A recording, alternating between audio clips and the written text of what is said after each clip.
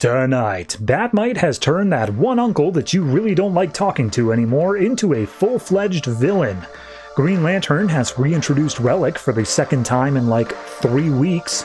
And Lobo teaches us that if you don't hear an enthusiastic yes, just use mechanical mind control spiders instead. All that and more tonight on the Not-So-New 52.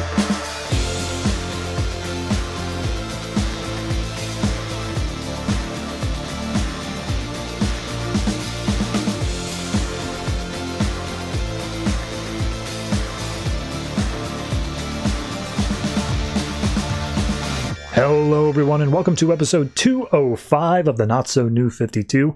I am your host and we only got 7 comics this week. It's not even a 5th week, it is a first week and we only have 7 comics. How am I supposed to make an episode out of 7 comics? I'm flashing back to early New 52 where every week was 13 to 14 comics. What are you doing, DC? Now mind you, the rest of the month is all 13 to 14 comics, but still, this is a weird week. So not that I'm complaining, I'm very happy with 7 comics, but before we get into those books specifically, there is one thing I just wanted to cover, just kind of a housekeeping / state of the nation sort of thing upcoming here. So for those of you who don't know, for those of you who listen to the audio-only version of this show, this is primarily a YouTube show. Hello, there is a visual aspect to this for all of you watching that. The YouTube channel, as of recording this, is currently dangling on the precipice of 1,000 subscribers. Great, awesome, love it. But for those of you who don't know the YouTube backend stuff, 1,000 subscribers is where you get to start making money. There's a couple other extra things that go into it, but ads can then be placed on videos and you can start making money off of the platform. Now, I say that because I want to establish something with you right here, right now. I did not make this show to make money. I did this because I wanted to do this. I had these books. I wanted to talk about them to justify the insane amount of money I have sunken into them already. So I don't come at this with the idea of making money. Therefore, even once we hit 1,000 subscribers, by the way, please subscribe if you are not already. Button is down below. You only have to subscribe until I end the show, and then you can do whatever you want. Anyway, as long as I'm doing this show, there will be no ads on this show. This will be a completely ad-free experience. I will appreciate any sort of monetary incentive being translated over into likes and comments. If you want to comment like 0.0001 cents, that'll probably be a good translation. So by all means, I just want to make you aware of that even if the rest of the channel goes to crap with ads, which it won't, I am in charge of the channel. I will make sure it's not awful, but this show within its own right will remain pure from the capitalistic, greedy hungerings that is YouTube monetization. So if you ever do see an ad on one of my episodes, please let me know, because it means YouTube is naughty. Anyway, I think that should have extended this episode by about 5 minutes, my entire thing there. So let's go ahead and get into the comics. I'll tell you real quick what we got coming up. In terms of alphabetical order, not necessarily the order of the show, we have Bat-Mite, Batman Beyond, Detective Comics, Green Lantern, Lobo, Midnighter, and Omega Men. Once again, I will just throw out there, if you are not watching / listening to me talk about Omega Men, go back, do the first 2 issues, and then come here for number 3, because goddamn, it's such a good series. So yeah, all that's coming up, and I will see you at the end goal whenever we get there.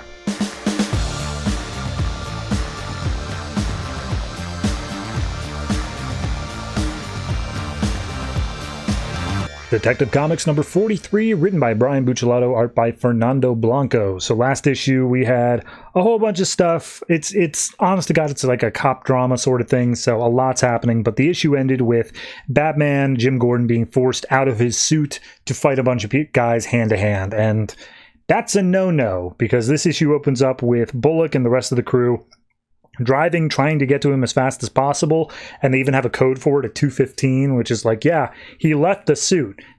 He's gonna die. So we see them get to the location. They do some investigating. They end up going out into a back alley, and we come across Gordon huffing and puffing. 2 guys down unconscious on the ground, and one of them got away. So immediately Bullock's like, hey, all right, nice work, you did it, cool. And it's like, no, man, it was an ambush. They were after me for whatever reason it was. They weren't doing their own crime. It was all about me. But they're like, okay, but then why? Because you haven't been around long enough to make enemies. So what were they actually after here? And they investigate the suit and realize that the power core has disappeared from it. So we get a little breakdown back up in the blimp saying, okay, yeah, the power core, it's ridiculously powerful in its own right. It's also worth a lot of money. They figure that it's not about the money because there's easier ways to make that money. So whatever this is for, it's about the power core itself and how it is essentially a nuclear reactor. So they're walking around with a big bomb at this point. So one of the guys in the blimp there, I can't remember his name, is like, oh yeah, we don't have a tracker in there, but we can track the energy signal from the core if it's turned on. So kind of a catch-22 there of, we don't want it to be turned on because that means bad things, but if it's turned on, we can immediately find it. So Gordon's like, all right, well, try to make some headway there. We got that circus thing with all the important people coming up, and I need to go home and get some rest if that's all happening soon. But before any of that, I'm blanking on her name. What's her name? The other one, the question. She comes up and she's like, hey, Harvey, I pulled all of those records that you wanted me to pull from that cell phone. And turns out they couldn't get a name of who was receiving the texts and images, but one of the images sent was the seating chart / assignments for the circus and where all the high profile people were going to be. So Bullock is like, yeah, all right, this cinches it. My lover / partner yip is dirty. So we go down to the waterfront. We come across the last of those guys who escaped. He escaped with the power core. And he's like, hey, here's the power core. Once I hand this to you, our contract is fulfilled, but I want to renegotiate some of the terms. And he says it's because he needs help. And we find out the person he's delivering it to is the Joker's daughter. She's got a whole cadre behind her and at least one person who's being held hostage. So we cut over to, it's Montoya. That's the name of the person I was thinking of. We cut over to Bullock and Yip as they're looking over one of the guys who was taken in for questioning. And she's like, yeah, hasn't said a word. Like, we're not getting any fingerprints in the system.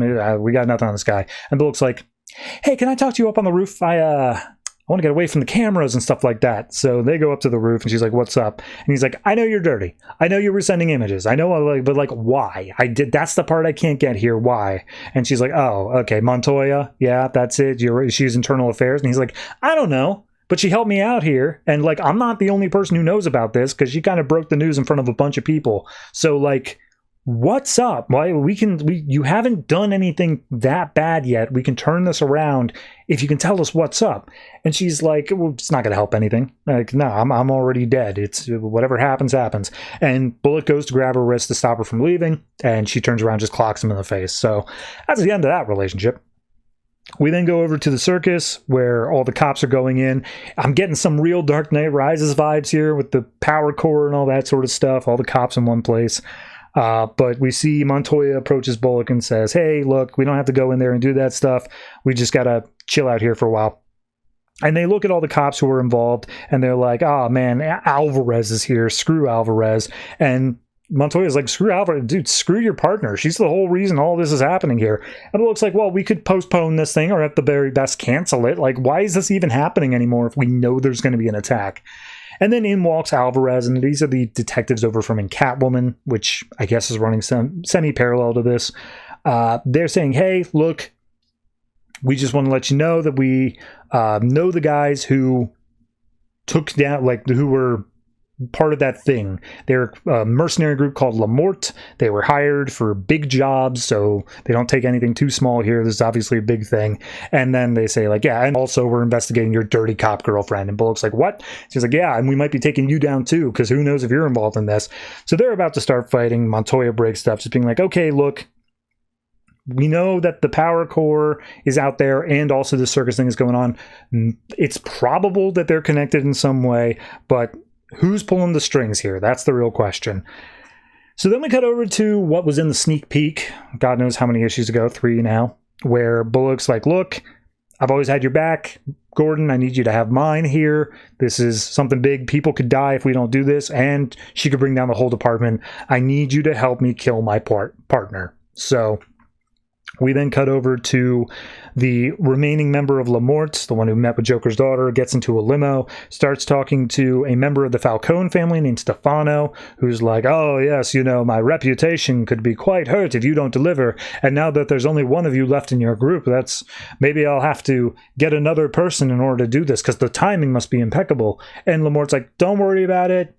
We'll get your job done. I'm going to, my brothers or brothers in arms, whichever one they are literally, they'll be out before any of this goes down. We've got that figured out. We understand all the terms here. So just want to let you know we're cool. So then we go over and we get kind of a cutting back and forth of Gordon getting home. He has to get some rest before all the other stuff happens. He walks in, sits down on the couch. We see just an assortment of water bottles and pills and smoking patches and stuff like that.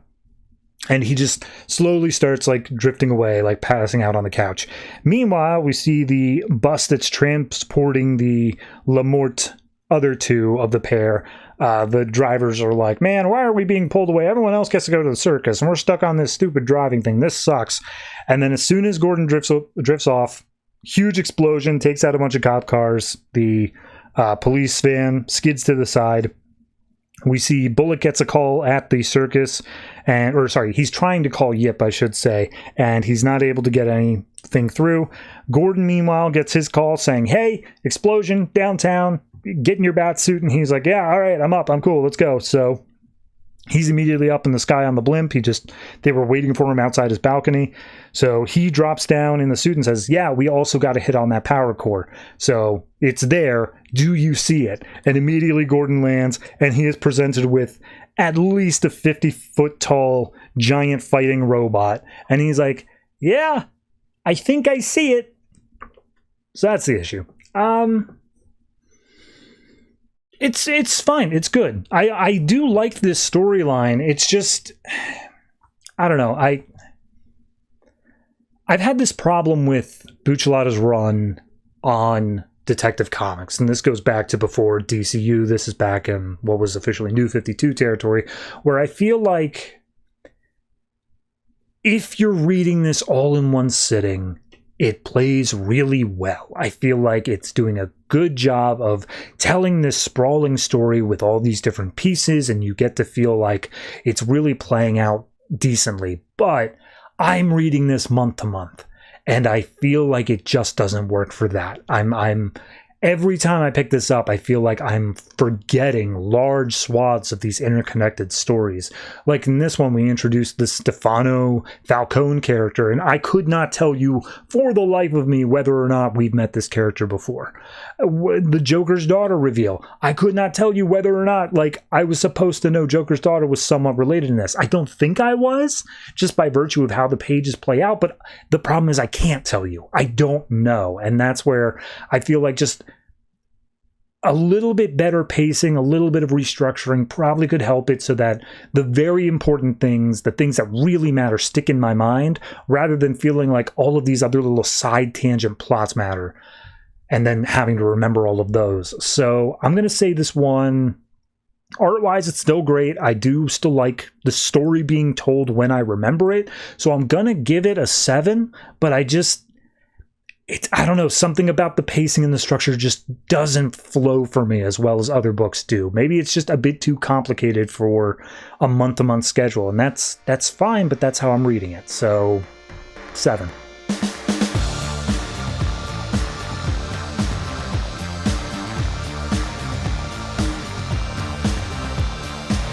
Green Lantern number 43, written by Robert Venditti, art by Ethan Van Sciver. So, last issue, we got a bunch of, like, just basically the setup of here's the plot that Hal Jordan's going to be going through. He's got 2 quirky companions and a ship that hates him, and he sees that one of the companions' planet has been completely destroyed and turned to stone, and he's like, that seems familiar. And then we get a final page reveal of Black Hand is all upset because he's turning things to stone. So we cut to some random backwater planet that is doing a funeral rite to one of their dead members. And it's just like, oh, there's a sickness in our town, in our planet that is beyond medicine. Well, only the gods can save us. What will we do?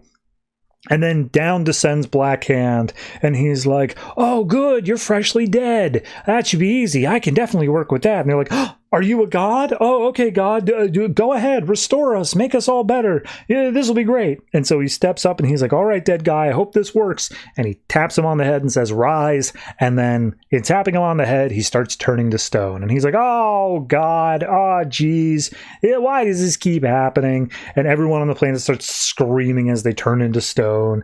And Black Mask just fully regresses. He's like, why won't the dead come play with me? They always came to play with me back on my home planet, back on Earth. Yeah, that's it. I'll go back to Earth. I'm gonna go back home. So, problems there. We then cut over to some random-ass galaxy that Hal's flying through. He's making a ship, or a suit to go outside of the ship. And Darlene, the ship, is very sassy. I will not recount all of it, but just like this entire time, just think of like a sitcom married couple from like the 70s into 80s that's just constantly bickering with each other all the time. That's what we're facing here. And Hal basically tells her like, hey, shut up. Give me a minute. And he looks outside the viewing window of his ship, and there's like this beautiful galaxy. And in walks Virgo, the other guy that is palling around with them. And he's like, hey, Hal, a word? And Hal's like, hold on. I'm always so busy with like Green Lantern stuff that like I've never stopped and really appreciated the beauty of the universe. Like, this is great. I'm stopping and smelling the roses. This is great. And he's like, yeah, okay, Hal. Just wanted to talk about how all of my people are dead and I'm now the last of my kind. And Hal's like, yeah, right. Sorry, bummer. However, the Green Lantern Corps has also disappeared. So in a way, I'm also the last of my kind, but like I'm not trying to one up your sadness, right? Like you still win that. And they both just share a moment looking out at the galaxy, taking it in. And then all of a sudden, Hal's just like, okay, all right, so here's the deal. I could be looking for my guys. I'm looking for yours instead. Don't worry about it. It's not a big thing. But I need you to stay here. I am going out and I need to go deal with something. And importantly, I am leaving the Gauntlet of Krona behind. The thing that gives Green Lantern energy. Virgo, look at me. Do not put it on. This is important. Don't put on the glove, okay? And so Hal puts on this suit so that he's able to breathe out in space. And turns out, where they have managed to approach is the source wall. And who is there sitting at the source wall but Relic? For anybody who doesn't remember Relic, it's issue like 23-ish of Green Lantern. It was after Jeff Johns finished his thing. He is a scientist from the universe before ours, and the universe before ours straight up died because willpower and rage and all the different colored spectrums were a limited resource that their universe used up despite his warnings. And so now he's pissed off about the Lantern Corps in our universe, but he's super interested in the source wall because behind it is where all of the energy is. So he wants to figure out secrets about it. However, he's currently investigating a giant ass crack in the middle of the source wall. So we see Virgo stays in the ship as Hal gets out, and he's like, okay, I'm heading out there, I'm doing whatever. Virgo and Darlene have a conversation about like, Darlene's like, hey, why do you trust Hal? Like, he's not like that good of a guy. Like, I got stories about him. And Virgo's like, I've been around politicians my whole life. I can tell whether or not you can trust somebody pretty much immediately. Why don't you like him, Darlene? And Darlene's like, I don't like any carbon-based life forms, like organic life forms. They all suck.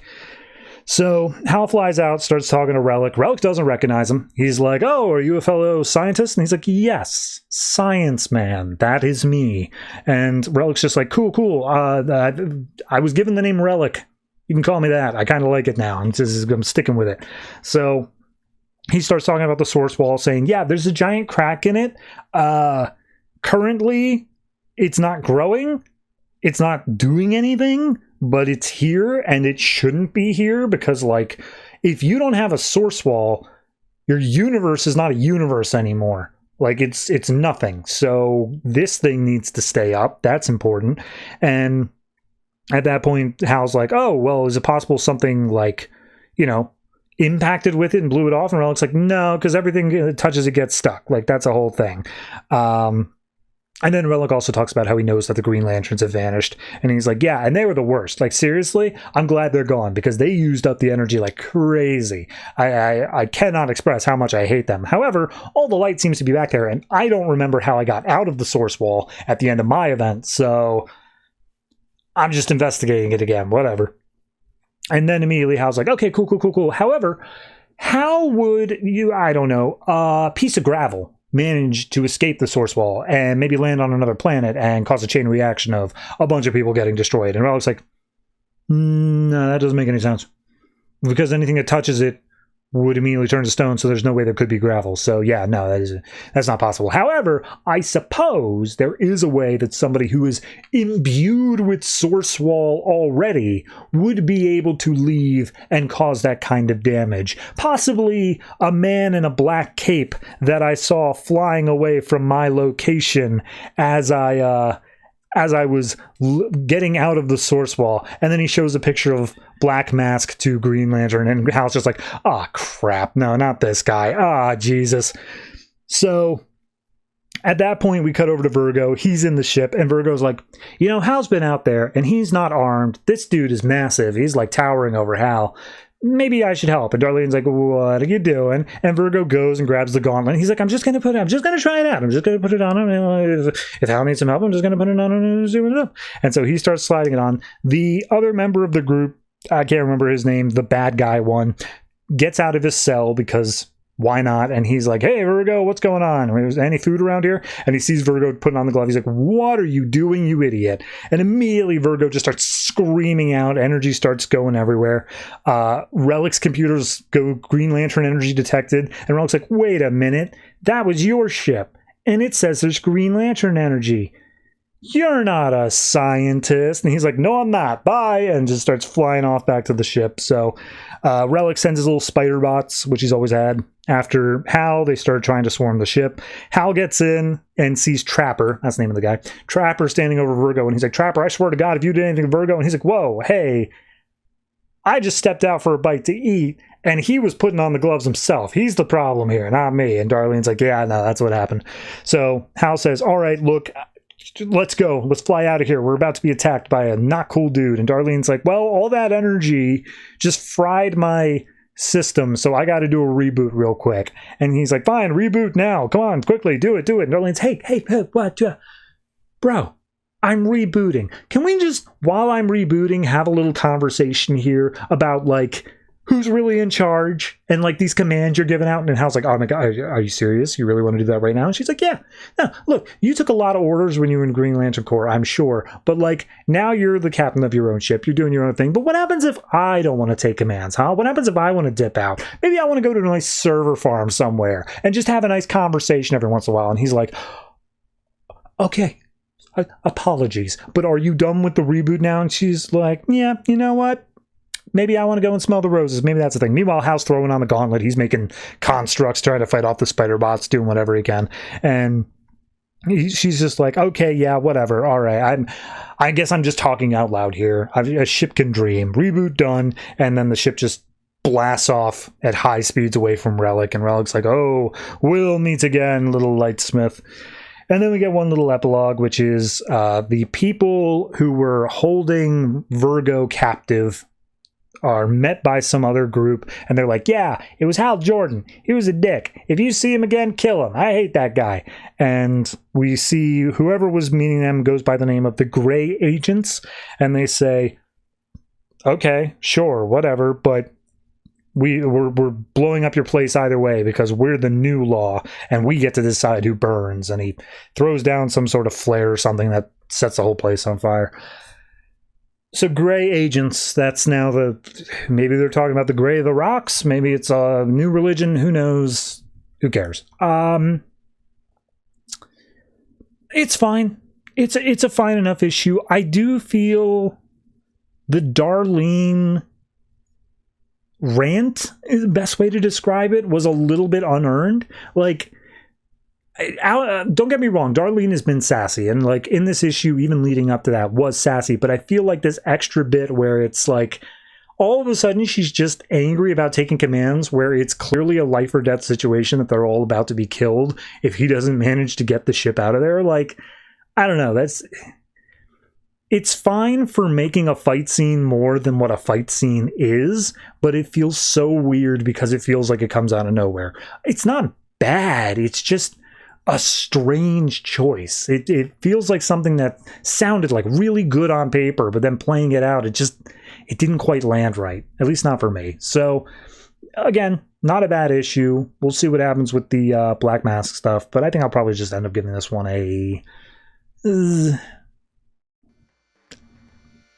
I'll say 7.5. I think it's earned at least that much.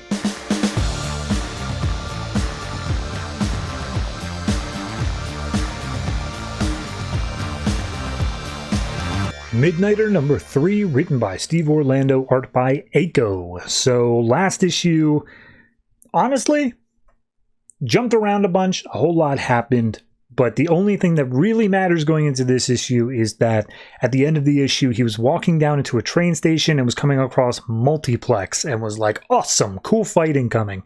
This issue picks up in the exact same place, but we get a bit more context where it seems that Multiplex was hired by a guy named Mr. Romer, Rohmer, and Midnighter's like, oh yeah, great, I get to kick a bunch of ass because Multiplex has got all these clones here and I'm able to just beat them all up. But we need to get context for that. So we cut to a few hours earlier where he's out at a gay bar, and the guy that he's seeing, cannot remember his name for the life of me, is like, hey, yeah, I want to go out dancing, do all that. He's out on the floor. Other people are like, yeah, you know, you practically living a normal life now, Midnighter. That's great. Fantastic for you. And he is invited to go out and dance. He's like, nah, despite all my upgrades and such, I don't dance. You guys go nuts, though. So they go out. Meanwhile, one of the guys stays behind, Tony, and him and Midnighter just have a little chat about how many times Tony has theoretically saved Midnighter's life. I don't know if that's true, but he seems to think it is. And Tony basically ends up saying like, oh, but for real though, your new boyfriend, Matt, he's a chill dude. He's a nice guy. It seems like you're on the up and up. Seems like good things are happening to you. And Midnighter's like, you know what? Yeah, I'm feeling pretty good. So we cut to after that where there's a woman. She's clearly grieving or upset about something. Midnighter goes knocking on her door, knows her name, and she's like, is this a home invasion? He's like, no, I'm told that my voice isn't very calming. I want to talk to you face to face. Can I come in? And she's like, what do you want? And he's like, well, your daughter was stolen. She was kidnapped. I think I know who is responsible, and I want to beat them up very inventively and repeatedly, and I just need some more information from you. And so she closes the door, undoes the chain, lets him in, offers him breakfast. So she explains that she reported to police. Police couldn't care less. They were bogged down with a bunch of other crimes. There was no way it was going to get to it before she ended up dead. So she was like, I had nowhere else to go. And he's like, yeah, look, whoever took your daughter Amanda, she is taken by people who also took something from me. I am going out. I'm going to take care of them because whatever powers they have, I've got the same powers, and I'm going to be able to do that. So you're going to be able to read bedtime stories to your daughter tonight. So we then cut over to some random goon. Well, first we see a bunch of goons getting beaten up, but we cut to some random goon in the end who is absolutely getting destroyed by Midnighter, and he's like, that's right, man, I'm the devil, I'm showing up, and I'm just here to feast on your suffering unless you give me some answers. And so he strings this guy up at the top of like a 300-foot drop, like hands and legs are the only thing stringing him up. And he's like, I got a bunch of names that said that you knew where this little girl was being taken. What's up? Tell me what's up. And she's like, oh, I'll tell you, it's Zardes. The Zardes have her. And so Midnighter just leaves him strung up, basically being crucified up there. We then cut over to the Zardes, who are at this warehouse area. They've got a machine from the God Garden that obviously they stole. And seems they need to... you remember the machine from Monsters Inc. that was extracting screams from kids. I have to assume this machine is literally that same machine, because like that's just how they say it. Is just like, oh yes, this it can transfer life force from one body to another, and then I'll be young and blah blah blah. Like they have to use kids because they have the most life force. So we see that the guy who provided the bodies or the kids is like, I'm upping the price because I control that specific the market stuff. I am your dealer here. And then immediately as he's saying this, Midnighter just drops down, like snaps his neck. So everyone else is like about to shoot Midnighter. He's like, I've already been through this scenario. I know how it's going to go. Put down your guns and walk away. And of course they don't. So Midnighter just starts beating the crap out of him. But Multiplex and the leader, Zardes, or not Zardes, the other guy, Romer, he gets away. So we then see the girl, Amanda, who's in the machine. She is taken out of it. She starts freaking out because Midnighter is horrifying and terrifying in his own right. And he's like, oh, God, you just crushed those guys. Are you crazy? And he's like, yeah, I am. But don't worry. They can't hurt you anymore. And he kicks the chair to pieces, just explodes it. And Amanda's like, oh, what about the old man, the costume guy? And he's like, oh, I'm good with costume guys. So we cut to now. That was all flashback, and we see that Midnighter has beaten up every single one of the Multiplex clones, and he's going after Romer, and Romer's like, please, I'll tell you who did it, who gave me the machine. It was this Russian guy, Noy Akakievich, and he just don't, if you're going to kill me, take me somewhere else. Kill me, like this is a train station. I'm a billionaire. I can't die here. And at the very least, don't hurt my face. The internet needs to be able to see me, my children. And then Midnighter literally just explodes his head as he punches him across the train station. Says like, yeah, don't worry. Your kids already know you're a prick. So Midnighter drops off Amanda, and Amanda's like, hey, you're not crazy. You are actually like a real person, and you did like a cool thing here. My mom's cooking dinner. Do you want to come up? And he's like, thanks, but no. Hopefully you're never going to see me again. And he just takes the door through and leaves. So we see him in the bathroom later on washing off some of the blood. Matt comes in and is starting to get touchy-feely, and Midnighter's like, hey, you sure about that? I'm covered in blood, and that doesn't creak you out? And she's like, no, my mom was a nurse. I don't care. Like, let's go ahead. Let's hop in the shower. So we then see later on, they go up to their rooftop, and they just start having a little conversation, just sharing a moment for each other. And he's basically saying like, look, I know what to expect from you. Like, I know you have baggage. I know all this other stuff about you, and I'm willing to accept it. So don't feel like, you got to hide anything from me. I'm all in. I'm understanding all this. No big deal. And then we cut back to months earlier during the breakup of Midnighter and Apollo. And Midnighter's basically making the excuses, saying like, look, maybe we like rushed into this too fast. Like, we don't know anybody else. We never tried anything else. I don't know. We shouldn't be doing this at this point. And Apollo calls him out by saying like, you're programmed to fight, but that's all you're programmed to do. You don't know how not to fight. So even when you have a good thing going on here, and this is a good thing we have between us, you feel the need to fight it. Like, you feel the need to continue that. Like, what are you trying to get out here? And Midnighter's like, hey, I just don't know how to be me without you. I don't know what Midnighter is without Apollo. And Apollo's like, that just only shows you how broken all this is right now. Your stuff's in a duffel bag. Like, whatever. And Midnighter says, like, look, I'm sorry, I don't want to fight, and I don't know how to lose. And he walks out the door, and Apollo's like, you kind of just did. So we cut back over to Midnighter talking to Matt, and they talk about, well, Matt talks about his childhood, saying, like, yeah, when I was a kid, I used to sleep with the radio on, I just need the white noise. And then he's like, sorry, I just remembered that, like, you don't even know your childhood. And does that, like, upset you? I don't want to talk about my childhood. That's the thing. And he's like, no, it's whatever. Part of the reason I'm out doing all this fighting stuff and, like, my current mission is that somebody broke into the God Garden and took the file that contained my childhood. They know more about me than I know about me. And I don't like that. And Matt's like, fair enough, but just know I don't care who you were because I know who you currently are. So it's a nice little romantic moment. But we can't have this book be standalone because Midnighter was spinning out of Grayson.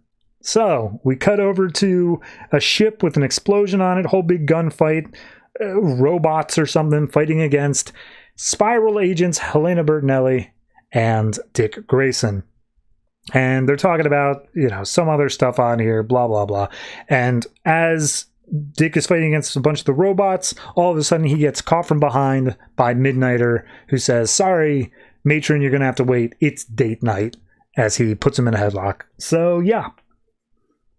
Tie over with Grayson, as it always has been, as it always will be. I like it. I really do like Aiko's art in this. I was comparing it to the last issue, and last issue was good. It was its own stylistic thing, and it worked for like a lot of what was going on there. But I think just in terms of like what I feel like this book should be, this is a bit darker. It has like much heavier inks, and it kind of just feels a lot more right to me. As for the story itself, I mean, I like this rescuing of the girl plot. I skipped over a little bit in terms of like a bunch of the dialogue the girl has with Midnighter, but like it shows its humanity. It shows that like this isn't all about me just getting my machines destroyed or getting them back or whatever, or finding out who's in charge of that. Like, I'm still helping people along the way. So I enjoy that aspect of it. And yeah, it's just a solid issue. I think I'm going to say this one is a 7.5. The only thing I'm a little bit hesitant on is all this flashback stuff to the breakup with Apollo, because we did that last issue and I feel like we got it. I feel like I understood, okay, that's how they broke up. But if we're going to keep on flashing back and keep on showing like different aspects of it, I at least want it to all be different things. Like maybe show good times in the relationship, maybe show other times. So far it's been two things to the breakup that honestly feel like two different things. So a little hesitant on that, but everything else is firing on all cylinders, and I'm definitely up for more.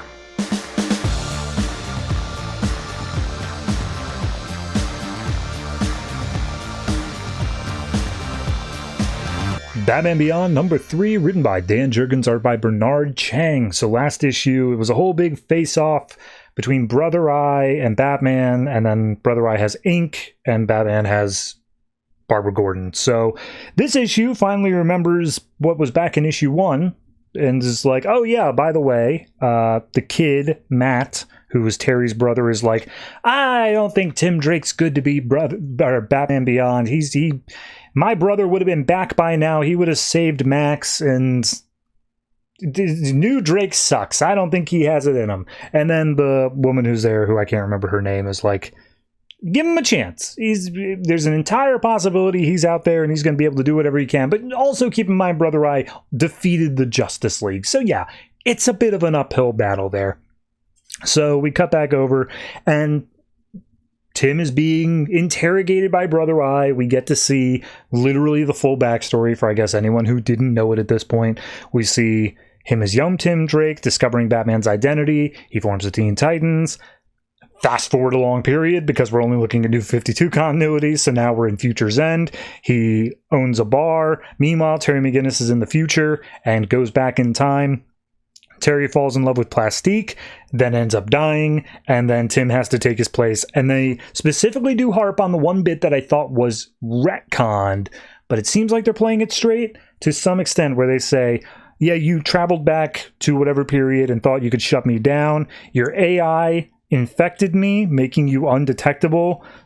I didn't like that, so I sent you away. They don't point out the fact that, like, Brother Eye was like, nah, it's cool. I'll go ahead and just shut myself down. I'll self-destruct, whatever. So don't really explain how we got here, but whatever. So, yeah. He's being interrogated. He's got his like eyes peeled open and all that sort of stuff as he's being brainwashed by sights of the robotified Justice League and whatnot. So Barbara is talking to Max, who is all smiley at this point, and just like, hey, you got to get us out of here. You got to do this. For the love of God, you got to do this. And she's just smiling like, oh, the Lodge is love. The Lodge is life. Everything is the Lodge. So at that point, Terry starts freaking out because Barbara gets slammed against a wall. He starts getting more pissed off. The Alfred AI starts to boot back up again, but it's like coming in and out. It's very staticky, not able to pick up every word.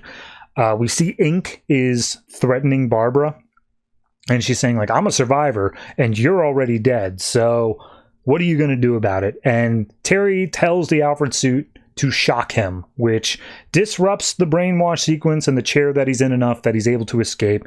He punches out Ink and destroys the chair so that they're not able to reuse that same thing again, but then Ink begins fighting him in earnest. And we get a whole thing where he gets knocked through some walls, sees that like, oh, all the people who were brought to this lodge, they're used for manual labor. And they're all making more robots in this warehouse factory thing.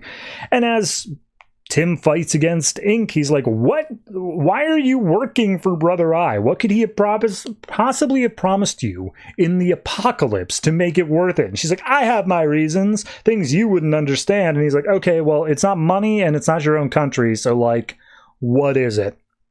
So we cut up to the moon base where Brother Eye incarnate, a robot version of Brother Eye, I don't know, some version of him is watching all this happening from the moon and saying like, oh yes, regardless of what you think you have the upper hand here, Tim Drake, I've got my own plans that are coming to fruition. And we see this young woman who's sitting off to the side is like, he's not looking at me. And she just runs off. And then Brother Eye's like, nah, this is all part of my plan. So Ink and Batman continue the fight, and then all of a sudden Ink hears a voice from a nearby monitor. Turns out it's her daughter. It's Deanna. And Deanna's like, hey, I'm being kept on the moon. And she's like, the moon? I don't have the...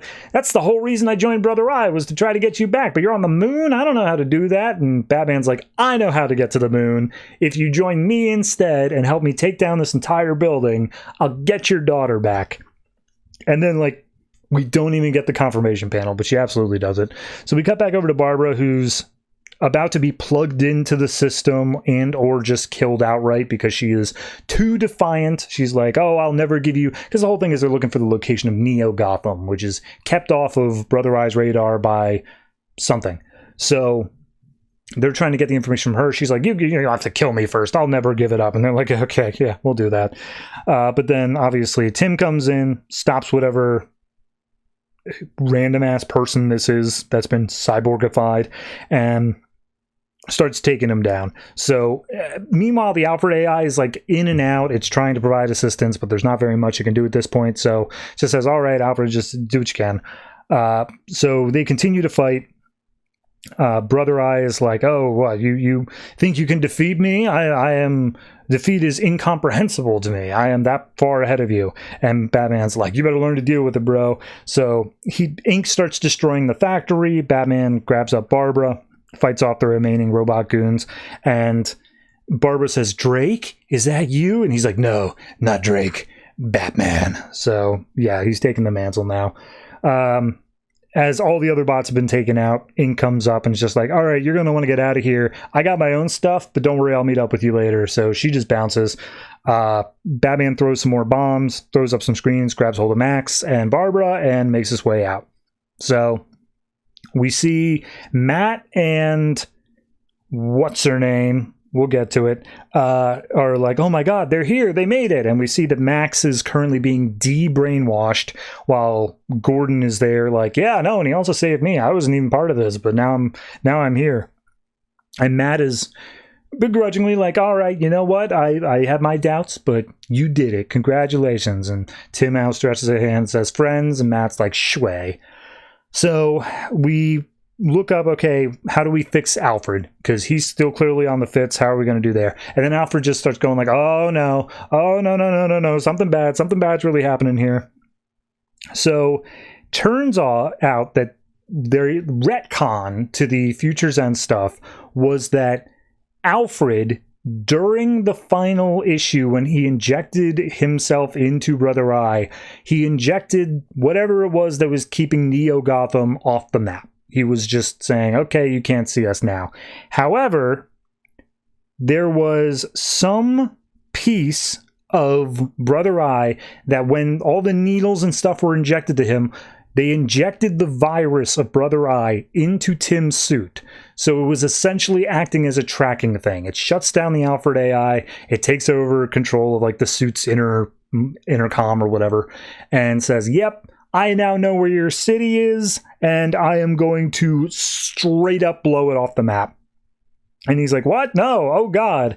And then all of a sudden, the dude shows up who looks incredibly like the Atom, and he immediately, Tim's like, Ray Palmer, is that you? And he's like, Palmer, what the hell's a Palmer? No, I'm Micron. So Micron and Batman are willing to do whatever it takes, and also we see the moon just looming in the background. And then we also see that the Justice League, or at least Superman, I think Jon Stewart, and Wonder Woman have all gotten up in their robot forms, and they are plotting course to Neo-Gotham. So, oh no, everything got worse. I'll be honest, though, I am kind of happy with this issue. I said this last one. The first one felt like it wasn't in continuity with Future's End, which obviously this is directly spinning out of, so that's a problem. And then the second one felt like it was barely in continuity with the first one.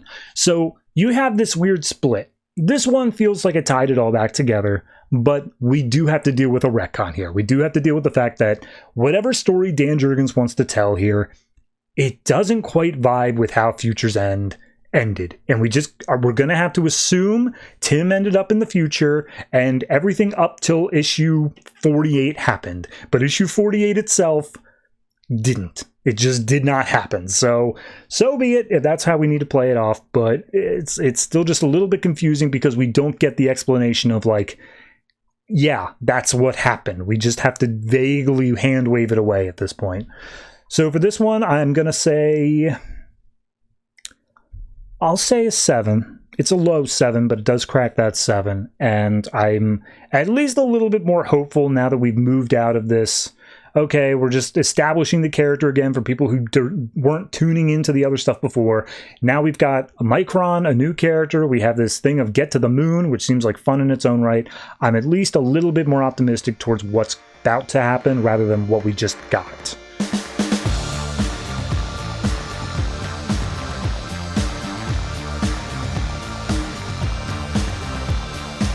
Lobo number 9, written by Cullen, Bunn, and Frank Barbiere, art by Szymon Kudranski. So, a little bit out of order here. Last issue technically came out last week. It was the annual, which takes place after this issue, like definitively. The last issue in continuity was issue 8, where Lobo came across Countess Odessa, who makes mind-controlling spiders, because that's just her autistic special interest. So we see that we get like a recap page, and that she's put a spider inside of Lobo, and now he's not able to control himself anymore. And immediately, like, if you're writing a way too edgy book, and you have mind control in there, what's the first thing that happens? The Countess forces Lobo to sleep with her, and Lobo's like, I mean, you didn't really need to use the spiders to do that anyway. But, like, she's got spiders crawling all over the place because they literally come out of her body. And Lobo explains, yeah, look, my body is fighting against it. I am, like, able to regenerate around it, but it's smart and it is purposefully avoiding my regeneration. So, like, it's taking a lot of effort to try to push through this. And she's just like, hey, look, you're going to give in eventually. I always get what I want. And so she puts in like 2 or 3 more spiders. And as they go inside of them, she goes full on like non-con. Like it is a whole thing where she's really getting on him. And he's just like, oh, I'm totally useless. I'm just a plaything for her. And after she gets what she wants, she's like, oh, hey, yeah, you know, you aren't half bad for someone who wants me dead. And he's like, oh, don't worry, we'll get there. It's just a waiting game for me. I got all the time in the world. So she gets up and she's like, I like that mouth on you. We might have to put that sharp tongue of yours to better use. Wink, wink, wink, wink, wink. But get dressed for now because the real fun's about to begin. And we see that she's got a little posse, all mind-controlled. One's a Thanagarian, one's a white Martian, which doesn't look a damn thing like any white Martian I've ever seen. But regardless, she's giving him the tour. He keeps on making snappy comments, and she eventually just backhands him, say like, seriously, stop that. I swear to God, I will cut your tongue out if it annoys me one more time. So we see that she's like, look, I want to use you for my own gain with all my people that I have built enemies with over time. I need you to take out quite a few of those. And we see that she has spread her spiders across the universe, and it is what is giving her such power. They show multiple different alien factions and then also a U.S. district judge, because sure, bone to pick with the legal system. And he's like, yes, nothing's off limits to me. I've got all that. And Lobo's like, okay, but like, what's the big plan here? What's the end game? And she's like, shush, there's so much we still need to cover. And we see that she lets them into a lab that apparently the end game to all of this somehow is she has a flesh factory where she is able to take like the DNA of all these different races and whatever else, and she can give strong bodies to weak people, beautiful bodies to ugly people. And then she specifically says, like, I can give Thanagarians the wings that they had lost, like let them fly again. I can let Durlin shapeshift again. I am able to do all of these things, and they will pay a pretty penny to do so. So it's all about the he said, she said. We then see, as she's basking in her factory, Lobo's like, up there! And in comes the purple archer guy from like an issue or two ago. And he starts firing off shots saying, this is for the Citadel, because apparently she was also in the Vega system where the Citadel is Reed Omega Men. And so he starts firing off shots. She goes off and hides and commands that the 3 of the posse go and fight and do whatever. Lobo's immediately pierced by a bunch of arrows, but then he pulls them out. The other ones also are pierced, but they don't pull them out. And as far as I can tell, he still had an arrow or two in his body, and it caused some sort of an explosion or some electrical thing. I'm not sure. But it causes the other 2 members of the posse to end up dead, and Lobo nearly dead, as he says. He's like, even my body has limits. But it does cause it to be just basically a one-on-one shot with the archer. And he's like, yeah, this guy's aiming to take down the whole building.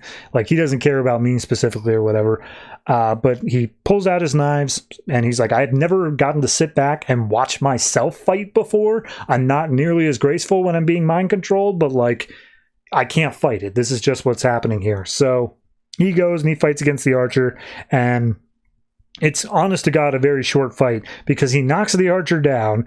Lobo goes over and just like, okay, this is it. We got you. And the archer just launches an EMP, which I guess despite all of the other stuff, the spiders never had to worry about an EMP. So the spiders are now all offline. Lobo's no longer mind controlled. Archer helps him up, being like, hey, you good? You want to help me out here? And he's just like, yep, let's do it. So they walk over to Countess Odessa, and it clearly does not end well for her.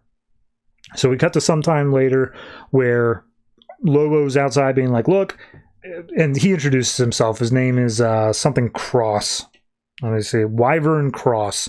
And Lobo's like, hey, look, Cross, I had that all under control, didn't need your help, it's my mission. And Cross is like, look, I knew all about your abilities. I wasn't told about your ego. Look, I don't care. I was doing this for my own thing, but I know how wasted you are at your current job. The Citadel would have a much better use for you. And he's like, nope. Don't want to hear it. I'm loyal to a fault to this current job, and I'm not. If you want to hire me for something else, you got to go through Void Whisper. And so he hops on his ship without another word, leaving Cross behind. And as Lobo gets back on his ship, Kadra, his boss essentially with Void Whisper, is like, hey, heard you ran into someone from the Citadel trying to poach you. And he's like, yeah, but I told him to shove off. I'm loyal to Void Whisper. And she's like, awesome, great, cool. Hey, do you want to kill Sinestro? And Lobo's like, do you want me in an actual Green Lantern book? That's crazy. I can't even imagine it. She's like, yeah, we keep on sending people and they keep on ending up dead, but it's a big contract. So you want to take it? And he's like, yeah, I'm not scared of a little yellow nightlight. And she says, like, Lobo, I'll get in touch when it's all said and done. And last little reveal here is that Countess Odessa wasn't killed. She starts to like reassemble, and the spiders are doing something as well. But it seems that she somehow managed to get some Zarnian DNA. So when she comes back to, she says, haha, yes, we've got enough DNA, so now we can start mass producing Zarnian flesh. That was the end goal all along. Ha ha ha ha ha ha ha. It's good. It's all right. Here's the thing. I think it was Secret 6 that had 2 issues that were just massively out of order. Like it spoiled one of the stories for the other one, and it just didn't work at all here. This one, the annual technically comes after this issue, but it's malleable. It's not like it spoils how the story ends. It's just Lobo survived that ordeal, which of course he did. A book called Lobo's not going to continue without Lobo. I mean, I guess depending on your definition of what Lobo is, whether it's this version or pre-New 52 / post-New 52, maybe it could. But regardless, it's not that I dislike that it was spoiled. It's that having the annual come out first shows exactly how meaningless this issue is in the long run. Maybe we'll get the Zarnian Flesh thing. I'm not saying that that's completely off the table, but like, seeing where the annual gets to and then where it's probably story-wise going to come out from there makes it obvious that this issue was never going to be important. So it's not that I dislike it. It just had this air of like, all right, I guess we're just wrapping this up then. So I'm going to say this one is, I'm going to say a 7. I like the art. I really like Szymon Kudranski's art. That's been since the beginning of New 52. Anything he draws, I'm really a fan of. Writing's a little bit weird. It feels a bit too edgy.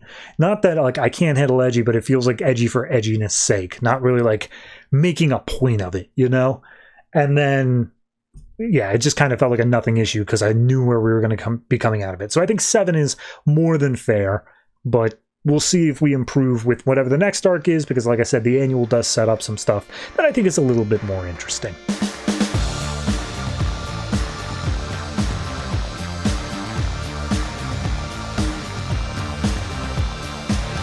Bat-Mite number 3, written by Dan Jurgens, art by Corin, Howell. So last issue, we had a Hawkman plot. It really does not impact this issue at all. The only thing you need to know is Bat-Mite crashed the Batmobile and got 2 new roommates, a human named Weed and a human named Reagan. So this issue opens up with Damian being ordered to go and check out the downed Batmobile that crashed into the ocean to make sure that nothing was stolen. And just like, yeah, all right, my father says that it was Bat-Mite. Screw that guy. He's absolutely unimportant. And then he remote detonates it to make sure that no one can get to all the tech inside the Batmobile. And then in comes a shadowy figure who was revealed at the end of the last issue. His name is Gridlock. And he starts throwing punches, and Damian's like, you're not impressive, man. This is nothing. And he starts punching, kicking, whatever. But Gridlock lands a single touch onto Damian. And it turns out that his power is essentially paralyzing touch. And now Damian is unable to move. So all the while, Bat-Mite's narrating it as if he's aware, but he doesn't do anything in the narrative until later. We cut over to the roommates. Reagan, who is a straight-laced, button-up office worker type, and Weed, who is exactly as you imagine a guy named Weed to look. And she's like, hey, all right, here's your breakfast, all that sort of stuff. Is that imp thing getting out of here today? And he's like, hey, he doesn't have a home or anywhere to go. Like, let's maybe try to cut him some slack. And then they hear him yelling how they're out of toilet paper, and he steps out of the bathroom with the toilet overflowing. He's wearing a towel, holding a beer and a cigar with 5 o'clock shadow. And Reagan's immediately like, what did you do to our apartment, man? You've messed it up. This is all, oh God. And Bat-Mite just snaps his fingers and immediately turns into the Bat-Mite we all know. And Reagan's like, this is too much. Get out of here by today. I'm done with this. Goodbye. And she basically just storms off. Bat-Mite goes over to Weed and is like, hey, she doesn't like me, does she? And he's like, yeah, I mean, it's whatever, but you can stay for as long as you want. And they question, hey, why are you named Weed? Like, that's a really on-the-nose name. And it turns out his real name is Dylan Whedon.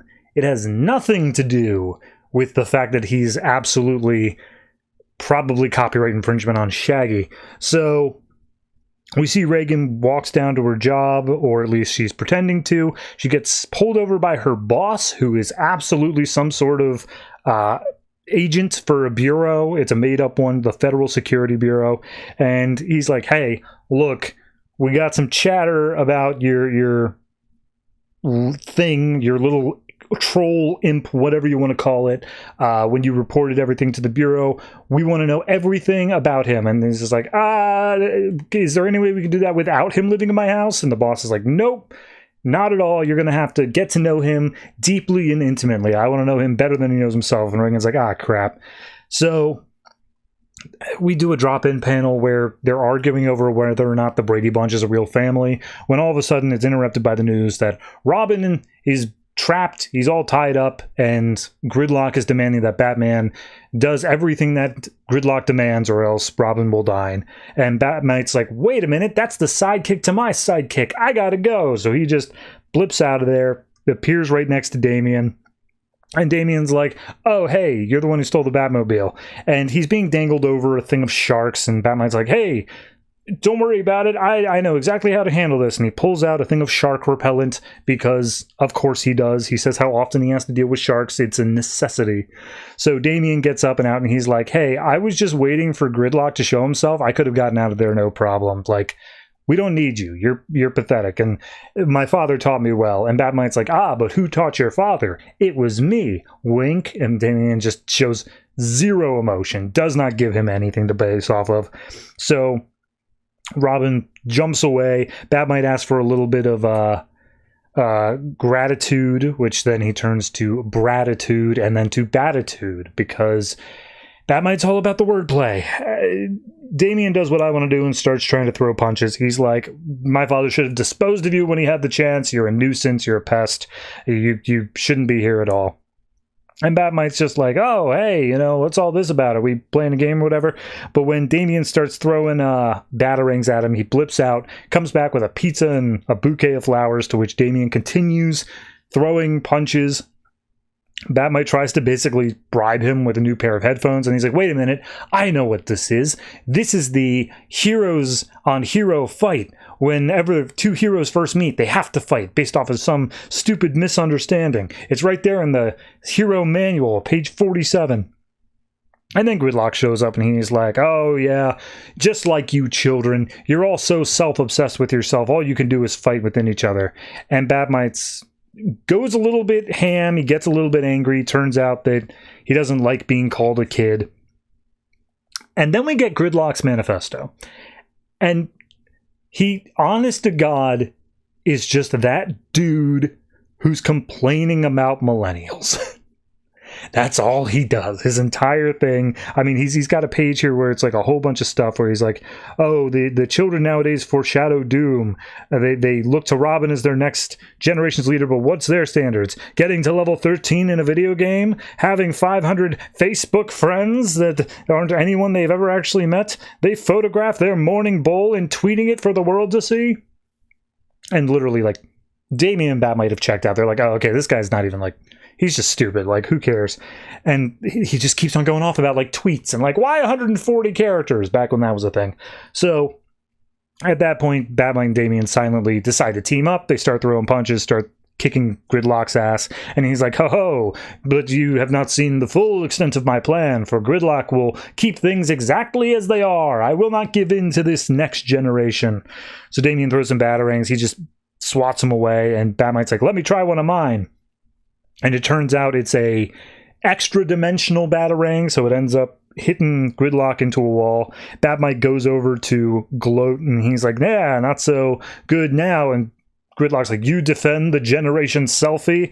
And he grabs hold of Bat-Mite, paralyzing him, causing him to fall down into the tank full of sharks. And Gridlock says, well, you can either let him die in front of like the cameras and all that, and people will know that I was right, that your generation sucks, or you can dive in to get him and I will escape. Either way, I win. And Damian's like, ah, crap. All right, so he jumps in, he saves Bat-Mite. Gridlock gets away, and as Damian is resuscitating Bat-Mite, he's like, oh, I knew you cared. And he's like, no, I take absolutely no joy in saving you. And Bat-Mite's like, oh, I can say, go ahead, you can say it. Say you complete me. And then Damian just punches him in the face. And Bat-Mite just kind of loses his cool. And he's like, what is wrong with you? You are such a downer, kid. Like, I am doing everything in my power to get you to cheer up even a little bit, because that's what the boy wonder should be. And look at you. You're like 10 years old and you're clinically depressed. Like, loosen up. And he ends up just getting so pissed off that he blips away.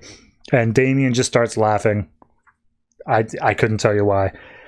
So, final page, we get reminded that this is a Dan Jurgens book. We see a shadowy figure saying, oh, we're looking for Gridlock. He's really some sort of threat. And another voice says, yep, and we're going to need Bat-Mite's help. To which, stepping out of the shadows, we see Booster Gold and Skeets saying, what the heck is a Bat-Mite? It's a Dan Jurgens book. It's exactly what the last issue of Bat-Mite was. It's exactly the level of comedy you're thinking. It's exactly the book that it seems to be on its surface. I can't say it's a bad book because I think there is a place for it, but it's absolutely not for me, and it doesn't feel like it fits pretty much anything else that's coming out from the DC line, which, I mean, for DC YOU, that's to be expected. The whole thing is shaking things up, doing things differently, coming out with weird and different books, but like, this one just feels maybe like a stone too far. I don't hate it, but I also feel like if this were not on the roster, I wouldn't feel like I'd be missing anything. So 6, sure, it's fine, it's okay, it's not great, it's not bad, it's just here.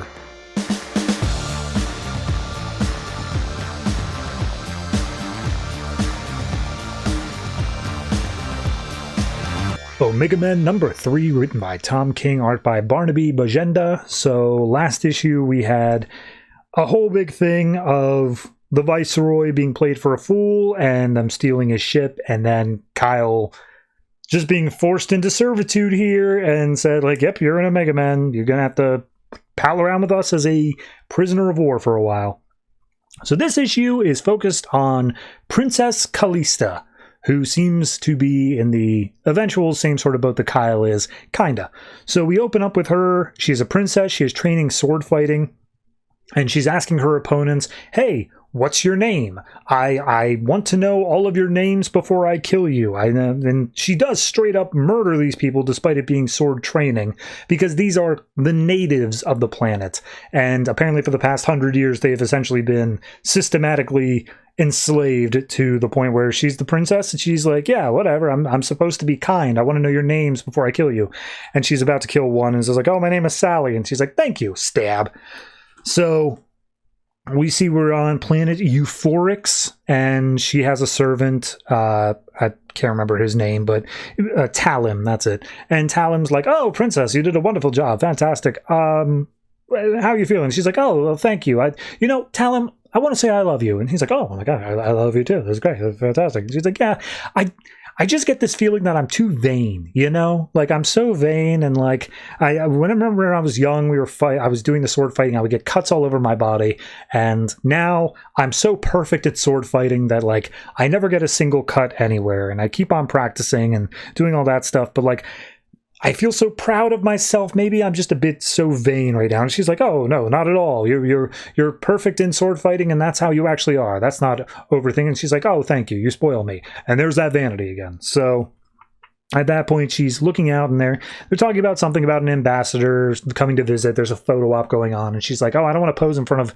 that statue. It had its nose blown off when the rebellion stuff happened. And it's like, oh, no, the Viceroys chipped in some money and they repaired the statue as a favor to our planet. And she's like, a favor to our planet? Yeah, we've been cast off of our own planet, given this one as kind of a consolation prize, and we've been forced to work for the Citadel for all that time. But yeah, no, we're given a favor. Thank God for that. And she does point out that it's because they have a belief, their religion on this planet is that the Alpha was not a god.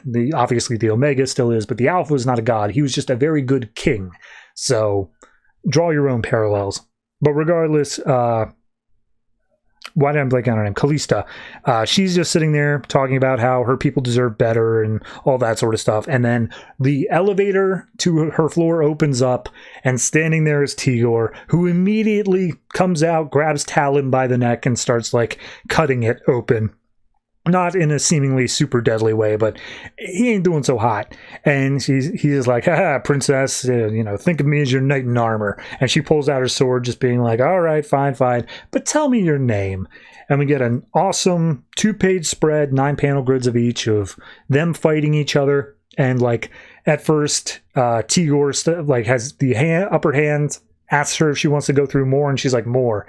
And then the fight continues, and then eventually she gets the upper hand, and she asks Tigor if he wants more, and he's like, yeah, more. So as the fight continues, Tigor gets a bit more animalistic, and she's like, oh, I think I'm going to wear your pelt as a scarf. I think that'll be quite the fashion statement. So they charge at each other, and he's like, you know what? I was just going to take you in, but I think I'm going to kill you now. I think that's totally earned at this point. And she's like, you're bleeding on my scarf. That's rude. So they continue charging at each other, attacking each other, and she keeps on asking for his name, and he's just like, what, does it make it easier for you to kill if you think you're being kind? And she ends up stabbing him through the shoulder and being like, no, it makes it more difficult. It makes it harder to kill, but that's the way I like it. I like it difficult, and I am so very vain. So at that point, we see the Viceroy's ship comes down, obviously piloted by the Omega Men. Scraps jumps out, starts firing off shots in order to break the glass. Then Brute steps out and throws Scraps through the glass. So now she's got a gun to a sword fight. And she's like, hey, princess, huge fan, really admire you. Also, I will shoot you into tiny little pieces if you try anything. So don't. And at that point, we see a standoff. Callista raises a sword, ready to throw it. Scraps fires off some shots, but Callista's already throwing the sword. Both of them go down. And at that point, the guards come in like, Princess Callista, oh, are you all right? And she's like, not great, but, they're here. And we see at that point, Brute then leaps off of the ship into the room, starts taking out all the guards. Primus joins in as well. And just like, Brute, we got 2 minutes until the rest of the fleet arrives. We got to get them all to the door. Scraps, can you walk? And she's like, I got a sword in me. No. And so looks over at Callista, says, all right, Brute, shove him in the elevator and seal the door up. And he's like, yes, Primus. And he does all that. Picks up Tigor, and they're like, is Tigor gonna survive? He's really doesn't look so hot. And it's like, we'll get in the ship and we'll figure it out. Primus carries out Callista. Brute carries out Scraps, who's just like, I met a real princess, and then I shot her like a lot. So cut to later, and we see Kyle's inside of his cell. Tigor's been bandaged up, as has Callista. And Callista's being brought in as a prisoner. And just like, Kyle, meet your roommate Kyle. So he closes the door, and Callista's like, man, I really wish I had a treat to throw at him. He's such a cute little talking tiger. And Kyle's like, yeah, they just end up spoiling him every time he does talk. So immediately Kyle and Callista are hitting it off a little bit. They introduce each other, and they're just like, oh yeah, no, it's how long have you been here? And Kyle's like, yeah, a few months. I don't know why. And she's like, well, I've been here for a few hours, and I think it's because they're crazy. So we see that he is drawing a sketch of Carol. He's just been given a pen and a little sketch pad, and just like, yeah, I'm a little bit of an artist. It could be better, but I draw what I can. And Callista's like, you know what? I like you, Kyle. I think we're gonna have fun together deciding how to kill all these Omega Men. And then we see that apparently they were told that Callista also now has a bomb in her neck, but the bomb is synced up with the bomb in Kyle's neck. So if either of them end up dying, the other one will as well. So they have a vested interest in each other. And then Tigor comes in and says, hey, Callista, let's go. Primus wants to interrogate you. So she's let out of the room, goes to meet Primus, and she's just like, oh, my father saw you take me, and he's going to hunt you down, and you're going to bleed whenever they find you. And then she starts making out with Primus in the middle of the floor. And it is, as we cut to the next page, they're in bed together. It is immediately implied that she is a member of the Omega Men. All of this was an act. And Primus and her are talking, saying, yeah, Kyle's already into me, and it's only been like a few days. Like, it's not going to be any problem to get him to do anything to save me. Like, I've already built that up. And Primus is basically like, yeah, okay, whatever you say, leader of the Omega Men. And she's like, oh, yes, please do say that again. After all, I am so very vain. That's the book.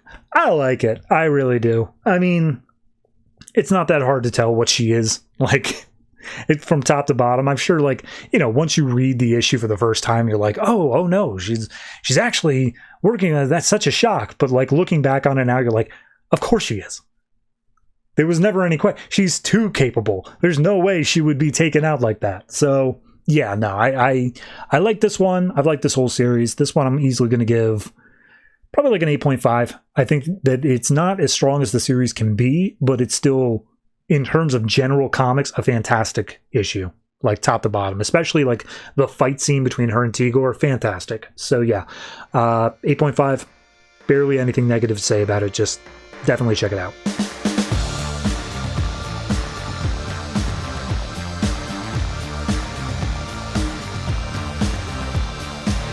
And that's it. That is all the comics put out by DC Comics this August 5th, 2015. And I'm just going to do this once. I think I've probably done this in previous episodes, but I promise this might be the last time this year, probably. And that is new subscriber drive. Hey, you. Yes, you. Why aren't you subscribed? What's that? You are already? I'm not talking to you. I'm talking to that other guy. Yes, you. Subscribe. We are, as I said at the beginning of this episode, very close to 1,000 subscribers, and I just need to tick that over. I just need to get a little bit past that, and then just stay subscribed for like 3 weeks, 4 weeks, long enough to get AdSense set up, and then you can go ahead and just bail out after that. And I guess if you really want to, there's another show on the channel that might be of interest to you. If you like the modern comics sort of thing. But let's be clear, the primary draw of this channel is the show that talks about 10-year-old comics that people didn't like even as they were coming out, because that show has integrity. So yeah, just putting that out there. Please subscribe. Anyway, comics coming out next week. Next week is actually my birthday week, so if I'm a little bit less into it, it's because I want to be doing other things. I know, I make a great case for you to subscribe to this channel.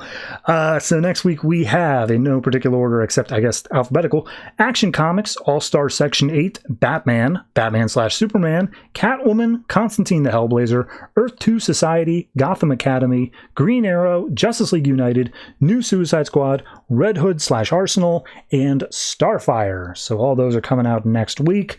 I haven't read any of them, but based off of what I like, Gotham Academy's pretty good.